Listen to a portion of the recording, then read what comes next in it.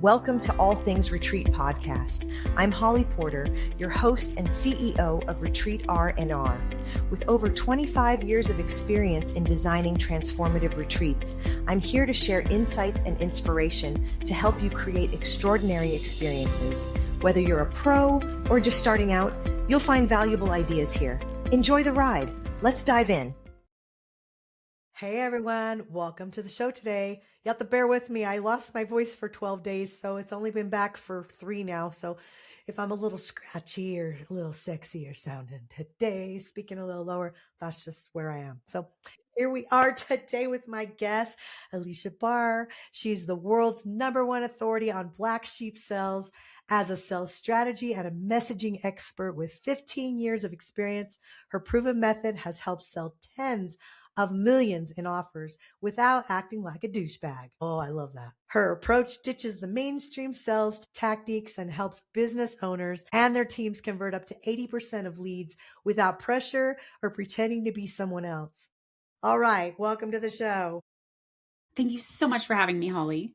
Yeah, that's so Aleasha and I, how did we even meet? I think we met through C-Suite. Okay. Yeah, so we're in another group. Linda Fisk invited us. So thank you, Linda. She's a friend of both of ours. And she just knows good to good, right? Yeah. So, Holly, I met Holly and you were just such a badass. I was like so happy, like such a challenger, innovator, like justice warrior, like all the things that I love. Yeah. And then Aleasha invited me to a group that she does once a month. It's just it's a lovely group of just movers and shakers and tell you how it is and be truthful. And I love it. It's like just what I love to surround myself with. So thank you for that. And tell us the name of your book, because that's where the douchebag thing came from. Yeah. So the book is Black Sheep Sales, How to Increase Your Sales Without Acting Like a Douchebag. I love it. Yeah. And this sheep is not, book? it's like how many pages? It's short. It's 100 pages. Okay. Yeah. And it's a black sheep size because obviously. And it's important to note that this sheep is not angry. Sometimes people think of the black sheep as like middle fingers up or something. But this black sheep is just having a good time doing things in a way that works for them and like letting everybody else do what works for them at the same time. I always joke in my family, I have a sister that I call the black sheep. We had nine children in my family. I call myself the gray sheep because I kind of was like toe in there, toe in there. So yeah, anyway. A peacekeeper. You are a peacekeeper. It sounds like. Yeah, probably. I don't like confrontation too much, but I'm willing, if it's the right thing to do, I'm willing to have it. Right? I like justice. I like people to follow the rules, and if you don't like them, you don't have to break them. Just go change them. Everything's changeable. Everything's negotiable. That's black sheep status, actually, not really gray. So I'm the same way. I crossed over. Yeah, like I'll have confrontation if it's for the right thing. Yeah. I think that it's better than just not. But yeah, I'm not like just trying to make people uncomfortable all the time or anything. Yeah. I'm just like, hey, I think there's a better way. And sometimes people just don't want to hear that at all. I know. For me, it's like since, my health journey and, almost dying from COVID and stuff, it's like my breath's everything because that's what I lost. And it's like, I'm not going to waste my breath talking to anyone, dragging anyone. No, it just doesn't feel right. I mean, that's why probably I'm not a good network marketer, because it's like I'm not begging anyone. Either you see the vision and you want to grab on and come with me, but I'm not pulling nobody anymore. It's like I'm done with that. I know if I have to talk you into something, well, I mean, convince you of something maybe that I can see as a value to you. But if you don't see that vision, I'm done. I'm just like, it's exhausting. I don't want to waste my breath. Isn't that mean? Well, being detached is a very magnetic place to be, actually. Yeah. I didn't used to be that way, but life's too short anymore. When you die and come back, you see things much differently. And, I can bless and release and I can love them where they're at, but I don't want to waste the energy on people that don't want to move forward anymore. Yeah. I mean, dragging somebody kicking and screaming is never a good time. And for either person, quite honestly. So speaking of that, I love that you do sales things, and most of our listeners are retreat leaders that are listening into this. But a lot of them, the challenges I'm getting and feedback I'm getting, they're really having a hard time filling the retreat, which to me is part of the sales and marketing conversation of something, someone will say, well, I'm doing everything exactly like I've always done and I've always filled them. Well, that's the problem. Things change and you've got to adjust to the changes and figuring out what those look like. And so sales are so big, and that you're the professional at this. And so I have some questions we've curated to ask you. I know people will want to dig a little deeper because I know we're a short show. A short show. We're not a shit show. We're a short show. So some days we could be, though. But if you'll just kind of lend into your experience and expertise in that, maybe some of our listeners can help them maybe close some people. Of course. Let's do it. Sitters, especially. Okay. You ready for these questions? Yes. All right. So a pitch, a lot of people may not understand exactly. Like, yeah, pitch can be used to a lot of different things, but how do you keep people from zoning out during your pitch? What is pitch weaving? So first of all, before you answer that, let's just kind of mention, sum up a pitch if people don't understand what that is. And so there is the status quo way of pitching, which is like one person talking for an extended period of time. The black sheep sales version of pitching is a collaborative conversation. So you're engaging the other person at the same time that you're sharing the things that they need to know. Okay. I love that. Okay. So zoning out, how would you keep them from doing that? Yeah. So status quo sales is like an interrogation of discovery, right? Like, you're not supposed to talk. The prospect's supposed to do all the talking, and you're asking the questions, not the prospect, right? Right. And then there comes the pitch section where then you are the only one talking. And it's a lot of pressure to put on the pitch, because think about when you're buying something, when they get to the pitch, are you like leaning in and hanging on every word? Or are you like, sitting back and taking everything with a grain of salt, expecting that they're probably exaggerating to some extent? Sure. And you're just waiting for the point where you get to ask questions. And it's just hard to retain all the things that somebody's saying. So it's much more effective to weave that in the beginning of the discovery section in a way that doesn't feel like you're selling somebody, because nobody has their defenses up during that section of the sales conversation. Yeah. And it's also like you're able to address something in the moment. So you're giving feedback on an answer. It's important. A lot of people hear pitch weaving and they think that means like we're saying, oh, this is what we do. No. Pitch weaving is like if you're talking to someone, let's say about a retreat, and you're like, what's your experience with retreats before, and what did you like about them, and what didn't you like about them? And they'll say, well, I went to a Tony Robbins retreat and it was great. It just like was great for those 3 days, and then I didn't feel anything, and then it was like, kind of faded or whatever. And they can say, yeah, that's really frustrating when you've invested a lot of time and money into something and it like didn't last. So what makes a big difference is when a retreat has post activities to integrate the things that you learned. The implication there is that the retreat that you're selling has that without you having to say, we have post event integration so that you don't have to do that. So I hope you can hear that difference, that it's not like selling yourself with a we, but it's like giving insight into what could solve the problem that they're having in a more general way. And it makes people lean in instead of you having to say in your pitch section all these things. We have post integration. We have all these things that they're just not going to hear because you've been talking for like 7 solid minutes or whatever. Yeah, no, it feels better because I know a lot of retreat leaders require a call to their attendees. They, especially if it's smaller and more intimate, or especially transformational type retreats, they want to know who's coming and who's in the room, because energy matters, especially when you're doing transformational work. And so these are things that I think are so important to talk about that aren't talked about enough. And so I love that you have that expertise and you're bringing it to our show today. So thanks. Of course. Next question. Is there an alternative to selling with pain and fear? Yeah. So honestly, status quo sales is about finding the pain points and digging in. So if we're talking to people who do transformational retreats, it's unlikely that they feel comfortable doing that. Landmark and like Tony Robbins, they're very comfortable with just making somebody doubt themselves to an extreme degree and then sort of positioning themselves as a savior. Yes. The decisions you made up to this point are what got you here. So you really need to stop listening to your intuition and just buy from us, type of thing. Right.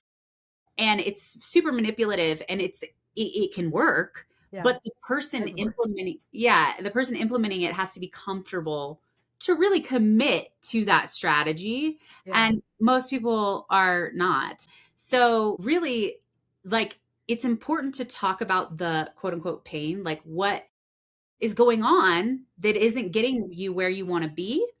But I like to call it hope selling. So it's another version of pitch weaving where you're like, yes, I see and hear you.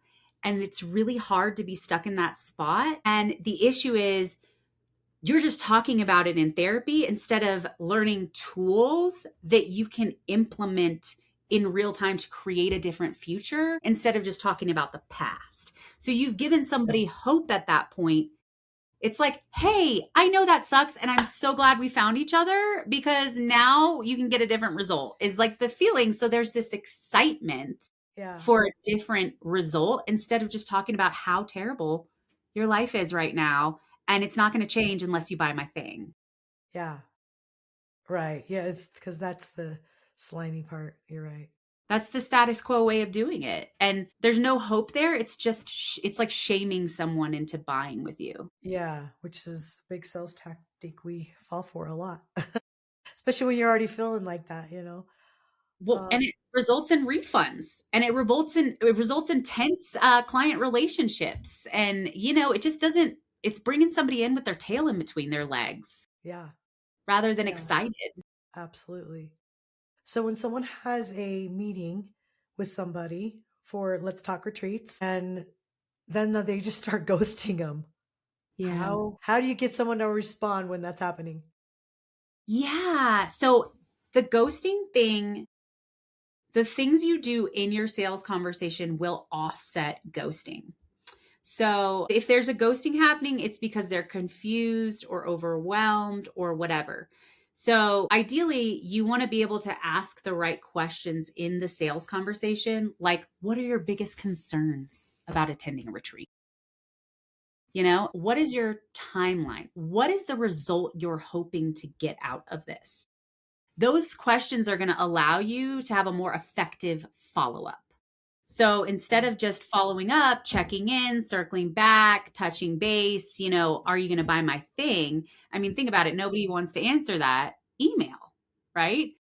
Right. Instead, you want to lead with, like, in the case of like a transformational retreat, it's like, hey, was just talking to someone who having one of our integration calls with someone at the last event. And before they were going through this, and now they're having this experience, and it reminded me of you. Is that something that you still want to create? So being real, reminding them of like what they wanted, and also being able to say, like, please know that I support you either way, as long as you're doing something different to get a different result. So like, just let me know, I consider it a personal favor so I can stop bothering you. It seems like this result you wanted to create is lower on your priority list. Like something has shifted, can you let me know? It's a very good, it's really in all the wording. I love how you're saying that because no one likes to be ignored. Like, come on, just let me know. Like, I support you either way. I'm not saying you have to say yes to me, but you want to bring them back to the result that they wanted. And like, are you wanting this still? Because most people do still want that thing. And they think that saying no or ignoring it or putting it off is somehow delaying the decision, but that's a decision in itself. Yeah. Well, or you haven't communicated, I think a lot of times when it's a money thing, maybe they don't have the money, but you know what? Everything can be figured out. When I have spent the most money is when I didn't have it. It's impressive, Holly. Most people are really scared in those situations, but the black sheep sales is a very collaborative conversation from beginning to end. And so that does include the investment. So you're able to have that conversation up front instead of it kind of biting you later. You're able to say, like, how does this fit in with the other investments that you have going on right now? Yeah. Is this realistic for you? Yes. and talk it Very. through with them, and you can problem solve together rather than having to try and do that over email. Well, and with retreats, most retreat leaders, they're booked, they're building them out 6 to 18 months ahead of time. So there's availability. Most every retreat I've seen takes payments. So that kind of takes that off the table when you can do it, gradually. Yeah. That conversation. It's kind of like you're resolving it for them Yeah. ahead of time. But what do you see the biggest mistakes that people make that are costing them the sales? As a retreat leader, they're having these conversations. Let's stay with that. What are the mistakes you think they're making? The biggest mistakes that they make, like hands down, is not asking any questions during when they're explaining the retreat, other than like, does that make sense? Does that sound good? Or Yeah. do you have any questions? None of those questions are going to get you an answer that's helpful. Because have you ever had somebody say, yes, it made sense the whole time, only to get to the end and they ask something that makes it very clear that like whatever you said did not make sense? Yeah. It's because that's like an answer on autopilot. Like you're just like, yeah. And there's also an implication that you're dumb if you say it doesn't make sense. So people are like, it's very few people who will be like, you know what? Actually, it doesn't. Like you're not going to get Right. what you need. Most no's or think about it or maybes are because of a lack of clarity, and a confused mind says no. Right. Whenever you're explaining your retreat, you want to stop and ask questions specific to whatever you explained. So, for example, I worked with a client on a couple's return to love retreat, right? And we would say that there are a variety of tools. What's different about this is that it's not just one modality, right? It's not just therapy. It's not just tantra. All of these things. It's biology, it's neuroscience, and that gets the best results. So have you ever done something that's only one modality? You're able to ask them about what you just told them Yeah. and get feedback from them on whether what you're saying sounds good or not. It's like a version of the temperature check, but not as douchey as, hey, how confident are you on a scale of 1 to 10? Because how they answer this question about modalities is like going to give you information about whether this sounds good to them or not. Like, it's crazy how often people in sales conversations don't just check in on, do you like what I'm saying? Does this sound like it would make a difference for you? Does this sound like it would be effective? Does this sound different than what you've tried before? Because if the answer to that is no, then they're not going to buy. And so that's what ends up leading to that ghosting, is that lack of making sure that they understand what you're saying and that it aligns with whatever it is that they're looking for. Yeah. Okay. Let's talk about introverts. What traits do introverts have that make them great at sales, and how can they use them effectively? So, most people think that you need to be charming and aggressive to be good at sales. And most sales training is designed for someone who is naturally aggressive. Anybody who's not aggressive, and honestly, it's usually for a man. It's very masculine, right? And there are so many different types of people in sales at this point. Introverts can be an incredible pattern interrupt. When you don't seem like a salesperson, people trust you more. So even if you're like awkward, it's like, this person seems awkward, but if you have the right structure for the sales conversation, they're like, they seem awkward, and so they're not going to screw me over, And they're not just trying to sell me something. And introverts naturally, so that it's important to explain what an introvert is, because a lot of people think it's a shy person. I'm an introvert. I'm not shy. It's an energy thing. So it's like, when you engage with people, does it give you energy or does it drain your energy and you need to recharge? If you need to recharge, then you're an introvert. I'm sure there's nuance and exceptions and whatever, but generally speaking. And so my theory is that introverts get so drained by it because they are so attuned to the other person and whether the conversation is interesting to them. And they take a responsibility for that. Whereas extroverts are like, I'm having a good time, so you must be having a great time. And they're just like, blah, right? And they miss social cues. And introverts are naturally, Yeah. And introverts are naturally aware of like, Yeah. oh, I've lost this person. And they just need to know what to do when they notice that. And it's like a superpower in a sales context. I love that. Okay. So I have some rapid fire I want to ask you. I have a couple other questions too, but we might have to do a part 2 some other time. So you listeners, if you're liking this, reach out to Aleasha and also comment. You can comment if you want to have a part 2 and dig a little deeper in some of these and send us some questions. I'm sure Aleasha would come back. Right? Yeah, totally. With our International Retreat Association coming up and being launched soon, we will have events for that too. So, we'll have to talk about you coming and teaching some of this and these skills at one of our events, online or live.